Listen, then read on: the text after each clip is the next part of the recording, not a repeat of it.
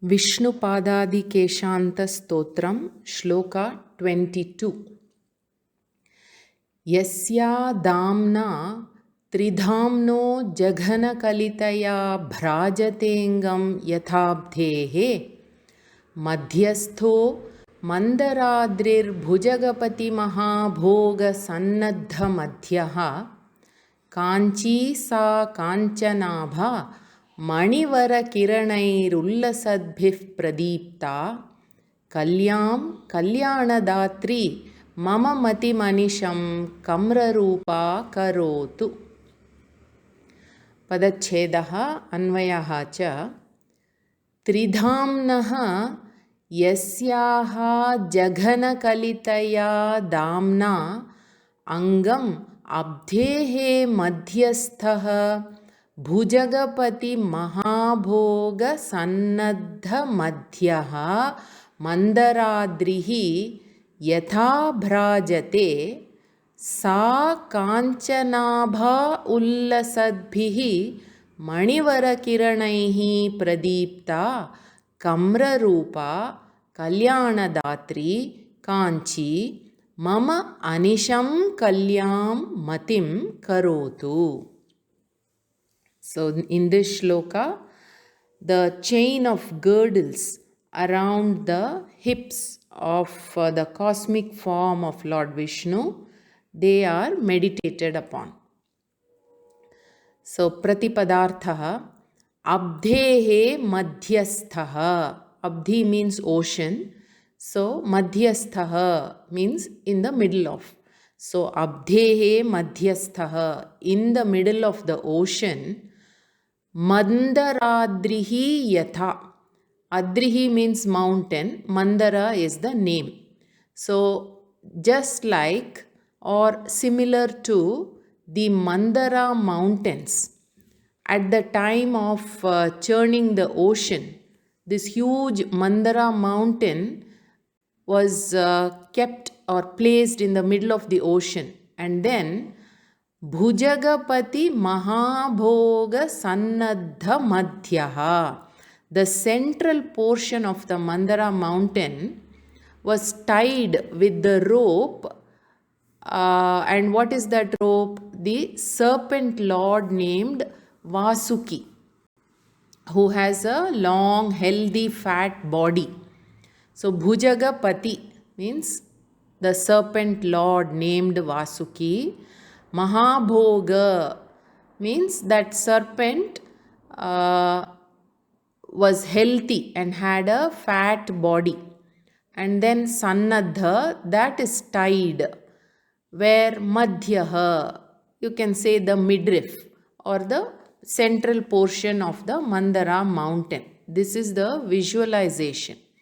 So, similar to that Vasuki, Yasyaha are those Damna girdles which are Jaghana Kalitaya, worn around the hips, of whom Tridhamnaha, of Lord Vishnu, Angam, to his body.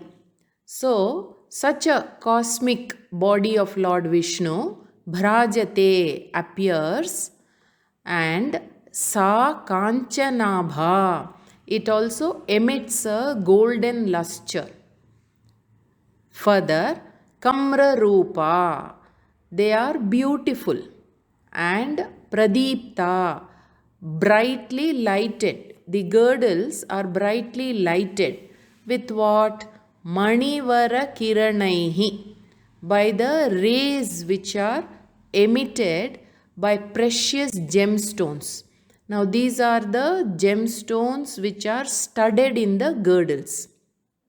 Then these rays are Ullasadbhihi, spreading upwards, and Kanchi means Mekhala, such girdles which Kalyanadatri, they also bestow auspiciousness.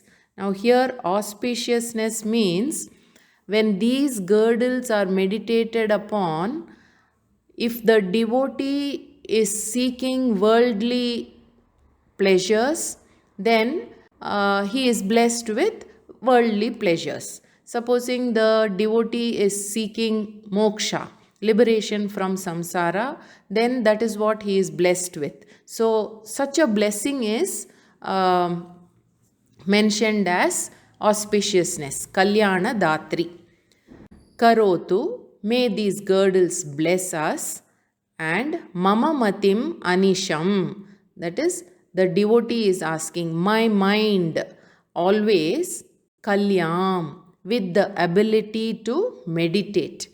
Meaning to say, the devotee is seeking from the girdles which he is visualizing around the waist of the cosmic form of the Lord in his seat of meditation. And what is he praying? He is praying that his mind should be blessed so that it will always have the qualification and capacity to meditate on this avayava, this part of the cosmic form of the Lord. So, we'll look at the description as a whole. The chain of the girdle adorning the hips of Lord Vishnu. And what kind of Lord Vishnu? The one who pervades the three worlds. In the incarnation as Vamana, in Vamana Avatara, what was the appearance? That is visualized. This huge form, cosmic form of Lord Vishnu, and his hips are adorning golden girdles. Now that is compared to at the time of churning the Milky Ocean, the huge mountain Mandara placed in the middle of the sea, and around it, in order to churn the ocean, is tied the rope like body of Vasuki, the great king of serpents. His body is wound around the mountain. Now, this is the comparison. Now, this attractive girdle is said to be shining and in its golden splendor. Now, how is the shine happening? From where is it coming? That is described as the precious gemstones are studded on the girdle and they are radiating bright light. So, in that golden splendor, this girdle is said to shine. Further, meditation on this girdle is said to bestow prosperity, Kalyana Datri. And then the prayer is, may such girdles make my mind, the devotee's mind, free from ignorance forever. Mama Matim Anisham, forever. And then also release me from all the sins that I have accumulated and qualify my mind with the capacity to understand Brahman. Mama Matim Anisham Kalyam Karotu. May I remain qualified to always meditate on Brahman. Now let us look at the word Tridhaman. This word Tridhaman literally means one who occupies the three abodes, that is the earth, atmosphere and heavens. Bhuhu, Bhuvaha, Suvaha.